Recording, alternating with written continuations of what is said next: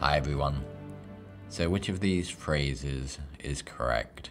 Is it look at the people over there, where there is spelled with T-H-E-R-E, or is it look at the people over there, where there is spelled with T-H-E-I-R? If you chose the first way, then you're correct. If you chose the second way, then maybe this video will help you avoid similar errors in the future. There really aren't too many rules to understanding this, but first we're going to introduce another version of there, which occasionally trips people up too. This version should be even easier to understand.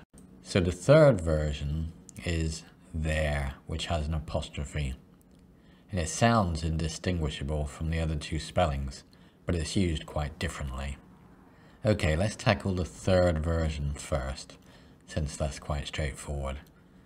The apostrophe here indicates this is actually a contraction, where two words are basically joined together, but with a letter or two missing in between. In this case, the term is a contraction of the words they and are. So whenever you use this term in a sentence, you should always ask yourself if the same sentence would make sense if you expanded the contraction to they are. Here's an example, which sounds okay, but is actually using the wrong version of there. There is nowhere I'd rather be than on the beach right now. Sounds okay, right? But it's actually not right at all. Remember what I said just now. Ask yourself if the same sentence would make sense if you expanded the contraction to they are. So in this case, that would be, they are is nowhere I'd rather be than on the beach right now. That obviously makes no sense at all. So you can be sure that version is incorrect in this sentence. Here's a sentence where it does make sense though. They're going to be getting married soon. So we'll expand the contraction again and see if the same sentence makes sense with they are. They are going to be getting married soon. Sure, that makes perfect sense. So there with an apostrophe and they are basically the same thing. Here are a couple of other examples. I'm not sure where they're going to be staying. Whatever they're doing, I hope they enjoy it. And as you can see, both of those sentences also make sense when you expand the words of the contraction. However, the more common mistake that people make is to mix up usage of the other two versions. Even though they sound the same, they're really not related to each other and mean entirely different things. So the first version, T-H-E-R-E, can be used in several different ways. One of the most common ways it's used is to refer to a place or a location of some sort. Here are some examples where the word is being used correctly in that way. I don't think I'd like to go there. Look, all the way over there is an eagle. I asked for directions and he pointed over there.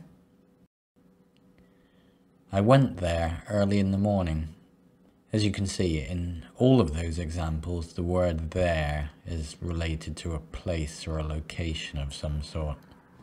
The same word is also used to introduce a sentence too. Here are some more examples. There isn't anything I wouldn't do for you. There she goes again. She never stops. There but for the grace of God go I. There often seems a fine line between genius and madness. It can also be used in the following ways too. Are there any trains on Sunday? Will there be free food at the party? There, I told you I was right. There, we finished it at last. There, don't worry, everything is fine. The other version of there, the abbreviated they are version, which we looked at previously, would obviously make no sense in any of those examples. Try it if you like. Okay, let's tackle the third spelling we have. T-H-E-I-R. Merriam-Webster dictionary says there, T-H-E-I-R, is the possessive form of they. So it has to do with what belongs to, relates to, or is made or done by certain people, animals, or things. Okay, but if that confuses you at all, then just think of this version of there as having to do with possession of something, or belonging to someone or something. Some examples should make this clear. We're going to their wedding in June. Can you see? We're talking about something that belongs to someone else. The wedding belongs to someone else. It's not my wedding, it's not your wedding, it's their wedding. Their dog always barks when I open the door. Whose dog? Not my dog, not your dog, their dog. The neighbours asked me to fetch their mail today. Whose mail? Not mine or yours. Theirs. It's someone else's mail. It belongs to the neighbours. I think you'll find their car is on fire. Again, whose car? Not yours, not mine. Someone else's. The car belongs to someone else. The school is having their sports day next week. Whose sports day would that be then? It's the sports day which belongs to the school. It's their sports day. Hopefully these examples have made some sense to you and helped you understand when to use each of the spellings. However, if you're just getting familiar with using the three versions of there that we looked at, then just keep practicing and you'll soon become comfortable with them. Quite often you'll come across instances where you need to use more than one version of there in the same sentence. In fact, sometimes you could even correctly use all three spellings in the same sentence. Here are a couple of examples of correctly using more than one version of the spelling in the same sentence. They are going to be building their new house on the land over there. I wish their dog wouldn't sit there staring at me. So the first example has all three spellings in the same sentence, and they're each correct. The first instance with the apostrophe, we can obviously switch for they are if we wanted, so we know that's correct. The second spelling, T-H-E-I-R, we can see that we're talking about something which belongs to someone else. It's someone else's house. It's their house, not mine or yours. And the last spelling, T-H-E-R-E, refers to a place or location. It doesn't refer to here, it refers to over there. The same rules always apply in the second example as the same ideas. We refer to someone else's dog, not my dog or your dog, so we use the T-H-E-I-R spelling, and we're referring to the dog sitting in a location or place of some sort. It's not sitting here, it's sitting there. If you struggle to get these words right, here's a quick checklist to figure out the correct spelling to use each time. Just ask yourself this. If you're thinking about using there with an apostrophe R-E, then just check. Does the sentence still make sense if you change there with an apostrophe to they are? If it does, then that'll be the spelling which is correct. If not, then it must be one of the other two spellings. Then ask yourself if the phrase relates to something belonging to someone or something in some way.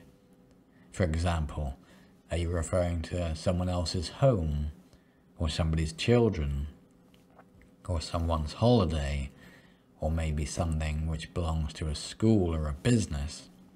Are you referring to their home, or their children, or their jobs? If you are, then the THEIR version is what you'll be wanting to use. And then of course, if neither of those two spellings is correct, then you only have one option left anyway, which is the most commonly used spelling, THERE. So that must be the one you need to use. Okay, here's a quick quiz. Just apply the same rules which we've looked at in this video, and hopefully you should get most of these correct. Just use the correct version of there to use in place of the blanks in each sentence. Each spelling might be used multiple times. You may want to pause the video while you do this. Okay, in just a few seconds I'll reveal the solutions, so if you need a minute or two, just pause the video. Alright, so hopefully you got most of these right, but practice makes perfect, so don't worry if you didn't get them all right, just keep trying. So that's about it for this video. I hope you found it useful, and thanks for watching. See you next time.